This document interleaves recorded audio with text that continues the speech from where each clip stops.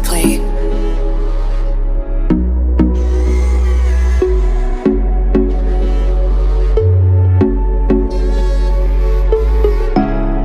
Hey vatiko, andrinesa fa ikorananao ely za vatiko, eno za vatiko. Purchase your tracks today. Yanao io nanaja fizahoana mitaka ny fitiavanao, kenyany amifona aminao fananitsaka ny fitiavanao.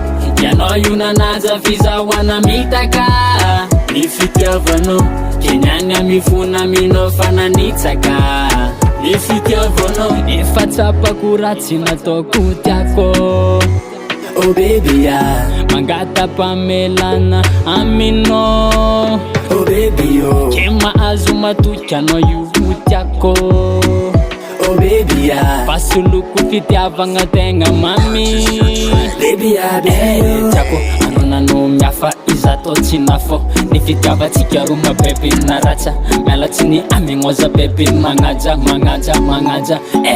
Tiako anao nanao miafa iza tao tsy nafao, ny fitiavatsika ro mabeby naratsa mialatsy ny amignoza bebe magnaja magnaja magnaja.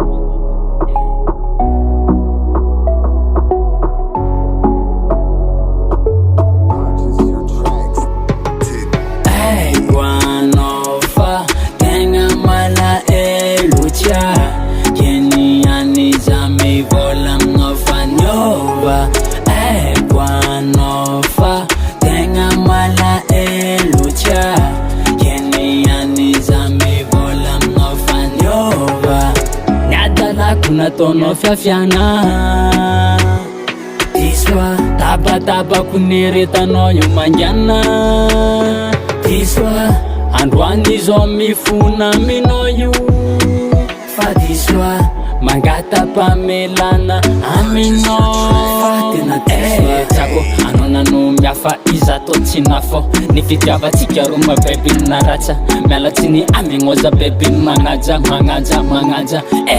Tiako anao nanao miafa iza tao tsy nafao, ny fitiavatsika ro mabeby naratsa mialatsy ny amignoza bebe magnaja magnaja magnaja.